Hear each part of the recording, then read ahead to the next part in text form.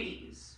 Everybody knows of our fuzzy bell little friends who fly around from flower to flower, pollinating as they go and taking that pollen back to their nest to turn into nectar, which turns into what we call liquid gold or honey.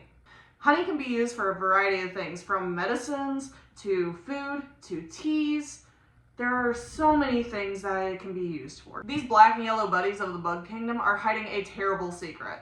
They should not be able to fly. With 3 sets of legs and 1 set of wings, these little guys are proportionately larger than their wing size, leading scientists to ask, how in the world do these guys fly? The misconception that bees should not be able to fly based on their proportion size came from the popular DreamWorks film, The Bee Movie. In the opening line of the film, they state that according to all known laws of aviation, there's no way that a bee should be able to fly. Its wings are too small to get its fat little body off the ground. It also states that of course the bee flies anyway because it does not care what humans think is impossible. This weird bee-human relationship movie really, as an adult, makes you side with the evil boyfriend Ken, because why is she falling in love with a bee? In my personal opinion, yes, was Ken a little bit controlling, a little bit, alpha male? Yes. Was he one of the only normal people in that film? Because why is some dude trying to sue bees? Bees, the insect, the thing that is not human.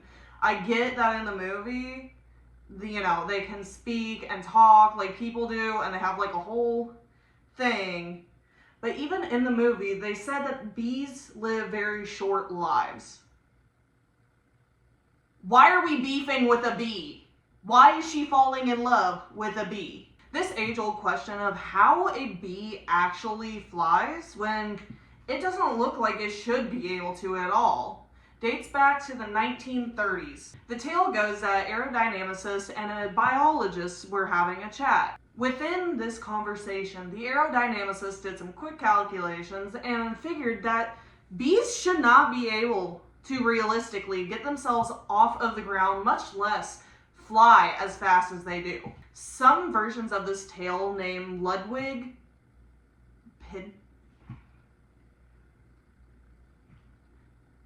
Prandtl?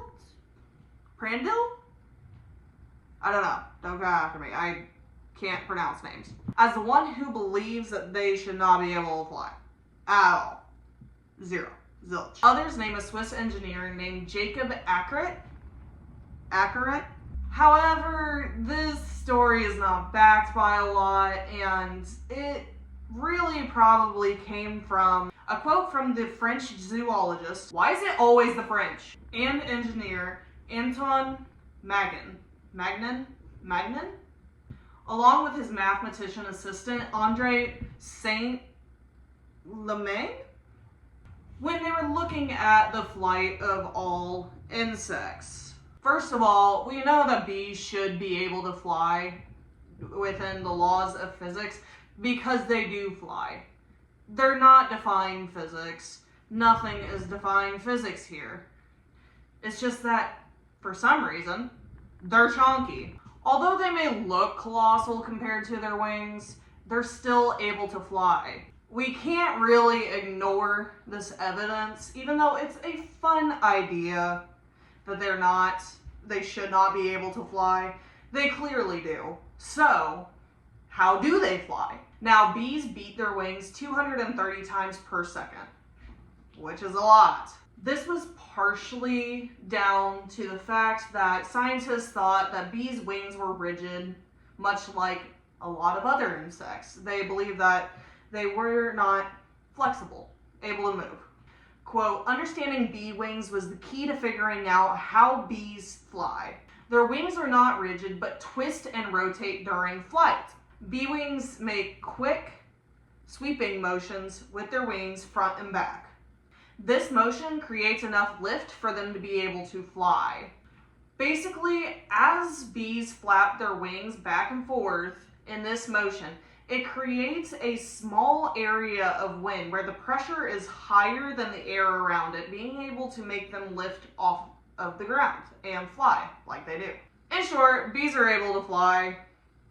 It's really not that impressive. They're cute, they're chunky. We love bees. Bees are great. Bees are great for the planet. They're great for the people. They're great for animals. With everybody after their sweet liquid gold that they have hiding in their nests all for themselves, we must remember that bees are still declining in population. You can do your personal part by planting wildflower seeds or buying a bee house. They're little house shape and they got these little holes all up in them that make it easier for bees to find shelter and create a bigger hive. We as a species can slow the decline of their population, as there has been over 1 million colonies lost within this past year. I'm no one important, and this has been useless information. Make sure to like and subscribe for more content, and I'll see you guys next time. Bees. Bees. Bees.